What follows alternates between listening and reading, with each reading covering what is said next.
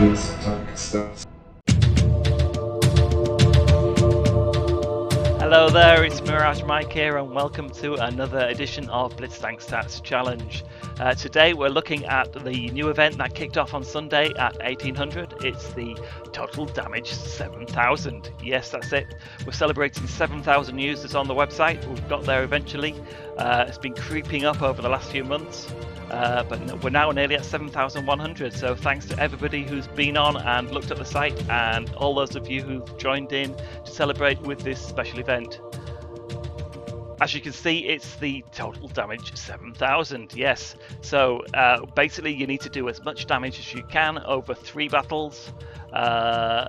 Any tier 8 tank. You can be in ratings, you can be in encounter battles, you can be in platoon, it's up to you. You basically just need to do as much damage as you can in those 3 battles to progress, as long as it's more than your opponent. I'll show you the tree in a second, and we'll have a look at who's taking part. So here we are. We've got a total of 62 players, 30 matches to play, 52 clans taking part over 3 servers. This is how the servers split down. So we've got 18 from North America, 31 from Europe, and 13 from Asia. Looking at the clans, we've got only 2 clans with 3 players in the game. We've got Cruel from North America and Wave 1. We've got 4 on 2 players, and the rest have only got 1. Top 10 players, we've got Trandafir from Top Guns Romania on 70%. Wannabe Unicum, Moonmen at 67%. Tustin Killer, Wannabe Unicums 64%. Reedsky 79, Cruel and Fearless 62, Play for Beer also 62, International Playership, Laura Y 62%, Vild Verity, Matthias G23 from the Swarm Esports team at 61, along with Littlefinger, our friend from YouTube, and IR from the Cruel and Fearless clan, along with Major Endraju from the Armoured Snails. Those are the top 10 players. Hope they see them somewhere near the final. Here we are, we have the TotalDamage 7000 challenge here. You can see it's for tier 8 any, it's 62 players registered out of 64. Battles per match is 3, and we've got 6 rounds lined up. Play with the overall highest damage after 3 battles wins. For equal damage, then overall XP is used to decide the winner, which is very unlikely, but it can happen. So here we are, here's the list of people in the challenge tree. We can see we've got quite a few rounds already taken part. We're now currently on round 5, and there's a day and 4 hours left for that to play. We can see quite a few people didn't play in the first round, in round 6 unfortunately, but we had 4 lucky winners who got through as best losers, so the challenge can continue. Currently top place for scores is Destroy 220813. He got a total of 11906, driving his E75 TS, and we'll see one of his games in the replays a little bit later. We've got this 4952 damage game, pretty special.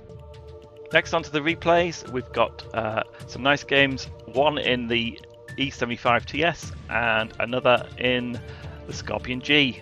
I hope you enjoy these. We're joining Destroy 220813 from the Purple Clan in his E75 TS here. He's on Port Bay.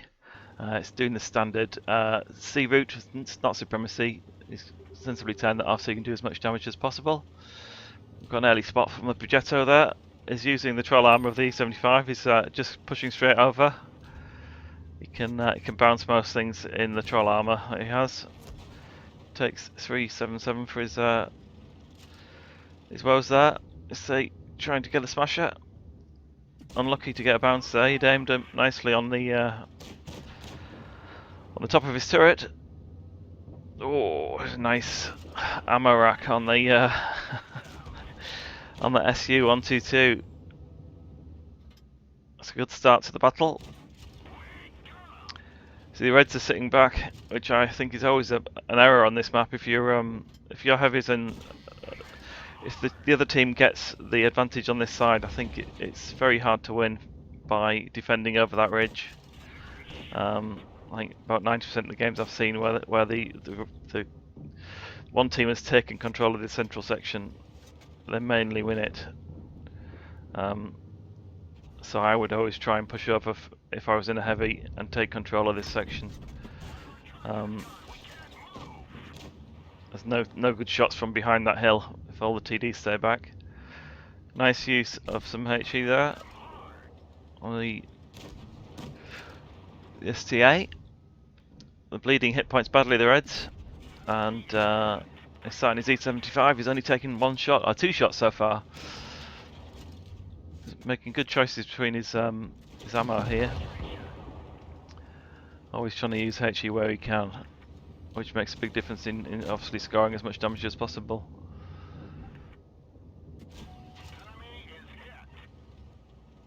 It's 1 down at the moment, so the 4 versus 5. Now evened up to 4 versus 4. But he's taking a good stronghold of this central section. A lot of the Reds, those two Reds in front of him there, are both only on very low HP. So if they can finish these two off, it should be an easy game. Smasher came out too far. So too cautious play by the Reds really. So we're left with 2 Reds left. So it's 2 versus 2. It still could go either way this game really. The 2 Reds that are left have both got, you know, 3/4 of their HP, if not a bit more, if not 80%. So, and you would think the Meds would have the mobility, but they're basically not using their mobility to their advantage. Just going straight over, taking a shot straight to the side. They've got an awesome DPM. These E75s a lot faster than you would think they would be. Traded no hit points at all there. That Progetto. This leaves it 2 versus 1, and this VK is not going to have the armor to protect himself from the big gun of the E75 TS. It's a great tank that came out in that last grinding battle pass. It's got troll armor. It's very hard to defeat with a good player in. Maybe even more troll than the Emil, but the Emil is current favourite of the month. So there we go. He's got an M. He's got 4952 damage, a bunch of medals. He's done half the damage of his team nearly. Did 10k. He's done 4952 himself. 5 kills. Nice Radley. 21 shots fired. 18 hit. Managed to hit everybody on the opposing team. So a great game there by Destroy 220813. Next up, we've got Mr. Fishstick from the Wars clan. He's playing on Falls Creek in his Scorpion G. It's a nice tier 8 tank destroyer. A good choice for this event, I think.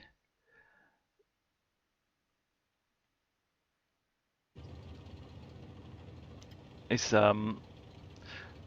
moving up on this right hand side, going up to the TD position on this hill here. The rest of his team, apart from one guy, has decided to go left, so he's got 1 heavy and himself on this top, so it leaves him extremely exposed if the Reds decide to push over. Now you can see there we've got a KPF 70 on the Reds. The meds from the Reds have gone to this left. This T69's up on the hill at the top there. He's got a great sniping position here. He can just get his gun there, and he can just, if somebody spots that T69, he can just clip the top of his turret there. It's got such an accurate gun, the Scorpion G. That's a pretty easy shot to make with a zoomed in focus. Making full use, but the Reds here, nobody spotted the greens at all, apart from the meds there. The heavies haven't pushed through. The red meds really have let them down, because they should have spotted that there was some more. You know, there were split really. We've got the E75, we've got the KPF. They should have really pushed through when they discovered that there was a good contingent of the greens on this side. And so he's making more use of that. He's finished him off now, the T69, who you thought would have got the message when he'd taken 2 shots. now, see, the Reds still haven't pushed over that top hill there, even though they know there's a good contingent of greens on the left side. Some of the heavies have moved up into focus now. And Mr. Fishstick is going round to get some shots on the Reds, as they are actually trying to push into that C cap area. But too late, unfortunately. The E75 is just, I mean, the KPF is just completely in the open. The E75 sat back, VK100 sat back. They had all the armour to push into that to the green section, but didn't try really. It's quite often the case where you get a mastery, you've got, you know, a real noob team on the opposition. He's just making it easy for him to farm some damage. Now I'm not sure what happened to the shot there. He should have hit it as far as I could see, but somebody else has stolen it from him there. He could have had an extra kill, but one heavy tank down. It's now 6 versus 4, and you can see it's only going to go one way this game. The E75 and the VK. The VK has actually pushed forward now, but the E75 is still staying up on that top hill. Not really quite sure why. Can only assume he doesn't know what he's doing really, the player who's in the E75. And of course the gun on this Scorpion G is a real peachy gun. So it's really accurate, it's fairly fast loading, and does a great heap of damage. And he's making that VK100 pay. It was really slow. I mean, the E75 still not moving. Still sat there. Spotted him there now. Still not moved forward. He's making it really easy. I'd say the VK100 is not going to last. It's now 5 versus 2. The E75 makes a feeble attempt at a shot there. You know, considering it's got one of the best front plates in the tier 9 heavy line, the E75, to have it sat behind a building for 4 minutes of the game as it has so far, you can see why the Reds have lost really. And he's just going to use his mobility now to go around and finish the guy off. Slow and lumbering. Again, I mean, he should have taken a hit there, but the E75 player really is a little bit clueless. A nice big hit there on the side, and it's all done. We've got Mr. Fishstick with 5k damage, basically 5013. A mastery, 5013, only 1 kill, but he was farming the Reds really well there. 13 shots, 11 shots hit, which is about right, 450 average damage. Did a good job destroying them. Excellent game by Mr. Fishstick. Thanks for sending that in.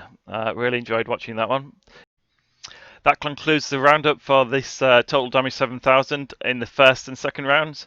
We'll be back later. Don't forget, if you've got some more replays and you're taking part in the challenge, please drop them off and we'll try and include them on the next roundup. Any masteries, any high damages we're interested in. So thanks again for joining us. It's been Mirage Mike here. I hope you've enjoyed it, and good luck to everybody else who's still in the competition.